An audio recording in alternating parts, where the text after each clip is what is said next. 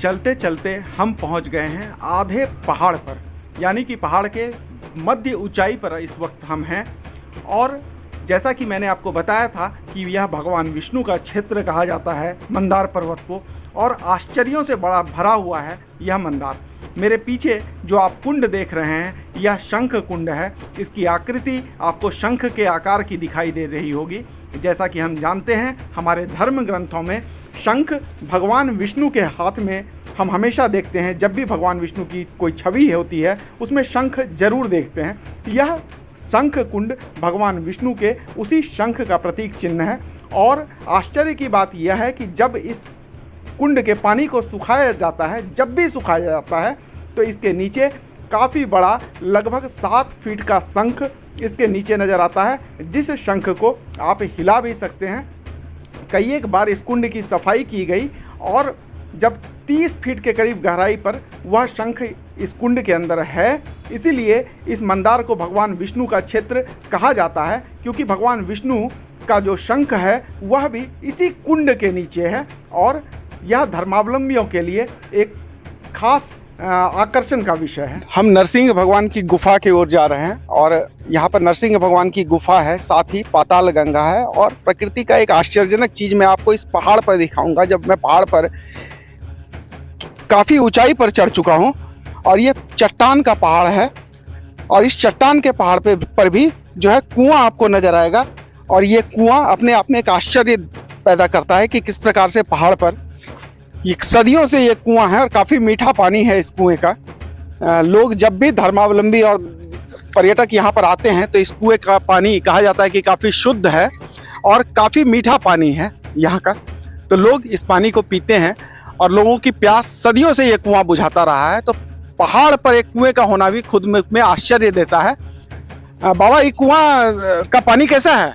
मीठा पानी है। मीठा पानी है। तो आप लोग इसी पानी को पीते हैं? इसी पानी पीता है। आप पहाड़ पे ही रहते हैं? हम पहाड़ पे रहते हैं। क्या करते हैं बाबा पहाड़ पे? तो बाबा से दीक्षा लिए हैं, पगला बाबा से। अच्छा, पगला बाबा से दीक्षा लिए हैं। तो वहीं बाबा के आश्रम में रहते हैं, मंदिर में? ठीक है। हाँ। यहाँ का पानी जो पीता है ना, हाँ। कैंसर भी बीमारी भाग जाता है। तो पत्थर का पानी है, मिनरल्स से भरपूर होता है और बहुत सारा इसमें जो है प्राकृतिक गुण पाया जाता है। औषधि गुण भी लोग कहते हैं कि इस पानी में है। और इसी पानी को पहाड़ पे जो बाबा लोग रहते हैं, साधु रहते हैं और जो भी पर्यटन विभाग के कर्मचारी रहते हैं, वो इसी पानी का उपयोग खाना बनाने, पानी पीने और नहाने इत्यादि के लिए करते हैं। तो पहाड़ पर ये मीठे पानी का एक कुआं भी है, आप इसे देख सकते हैं।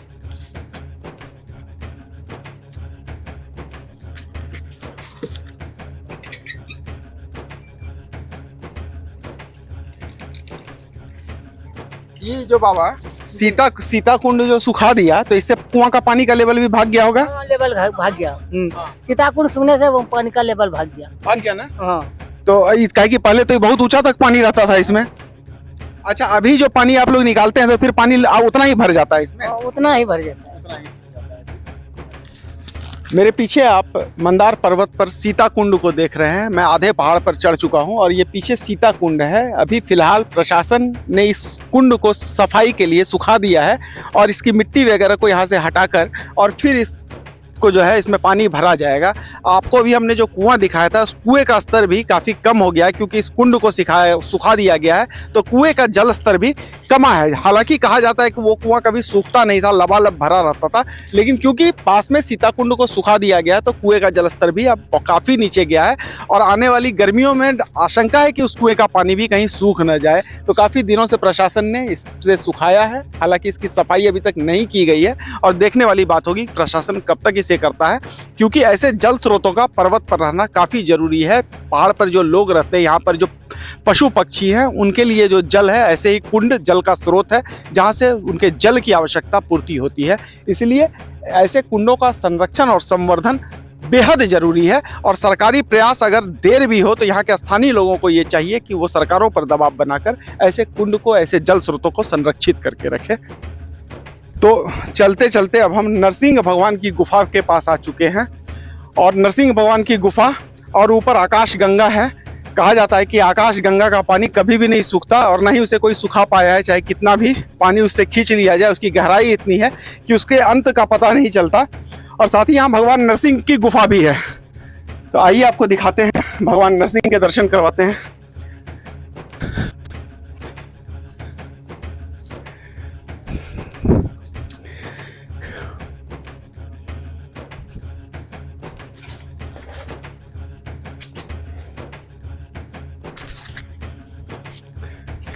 ये भगवान नरसिंह की गुफा, और इस गुफा में जब हिरण्यकश्यप को मारने के लिए भगवान विष्णु ने नरसिंह का रूप धरा, यानी कि भगवान ब्रह्मा से जब उसने वरदान पा लिया था कि उसे न दिन में मारा जा सकता है, न रात में मारा जा सकता है, न नर मार सकता है, न नारी मार सकता है, न कोई पशु मार सकता है, न कोई मानव मार सकता है। तो इस प्रकार से उसने जब वरदान ले लिया था, न सुबह में मारा जा सकता है, न शाम में मारा जा सकता है, तो भगवान विष्णु ने नरसिंह का अवतार लिया, यानी कि आधा नर और आधा सिंह, यानी कि आधा मानव आधा जानवर। संध्या के बेला में ना उसे पृथ्वी पर रखा, न उसे आसमान में रखा, अपनी जंघा पे रखकर अपने नाखून से उसका वध किया था।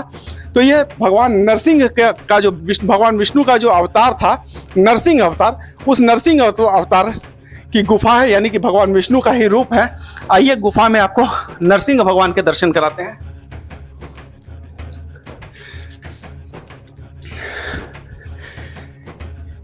ये आप देख सकते हैं कि काफ़ी गुफा, और यहाँ पे नरसिंह भगवान का मंदिर है, यानी कि हिरण्यकश्यप को जो भगवान नरसिंह ने, भगवान विष्णु ने नरसिंह भगवान का रूप धर के उसका वध किया था। तो यही भगवान विष्णु का नरसिंह अवतार के रूप में यहाँ पर पूजा की जाती है। और ये नरसिंह भगवान का गुफा मैं आपको मंदार पर्वत से दिखा रहा हूँ।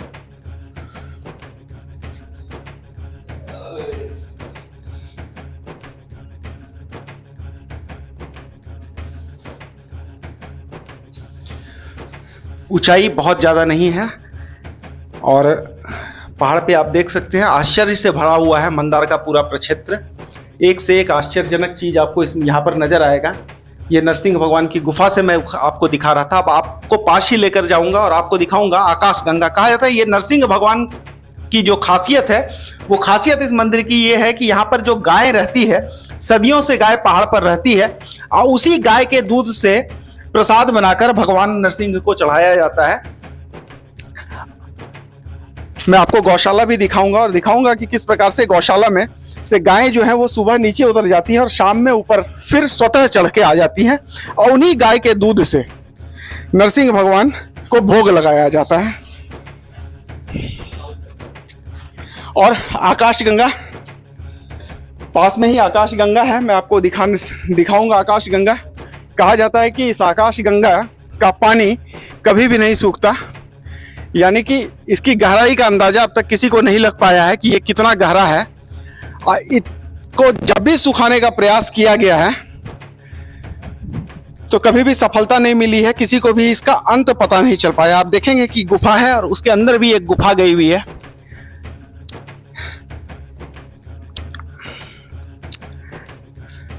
तो काफी रहस्य से भरा हुआ है ये पूरा का पूरा पर्वत।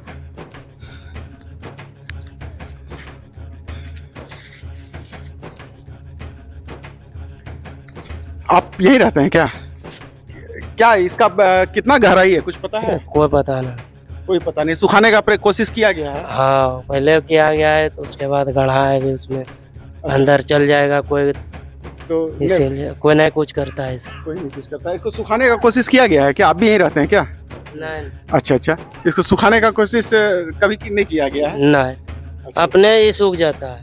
अच्छा। हाँ ये बस अभी पानी अभी इसमें फूल रहता है सावन महीने, अभी बैसाख गया तो धीरे धीरे पानी खत्म हो गया। लेकिन कभी पूरा नहीं सूखता है? ना। पूरा नहीं सूखता है ना पानी? पानी तो इसमें रहता ही है ना? हाँ पूरा कभी नहीं सूखता। पूरा कभी नहीं सूखता है, यही बात है। और इसके अंदर भी गुफा देखते हैं कि अंदर भी गया हुआ है। हाँ अंदर है वो गुफा गया है। हाँ, तो कोई किसी को पता नहीं कि वो कहाँ गया है? नहीं। अच्छा, कोई उधर नहीं गया है कभी? देख सकते हैं काफी रहस्य यहाँ पर गुफा में। इधर भी एक गुफा गया है, इस साइड भी है अंदर।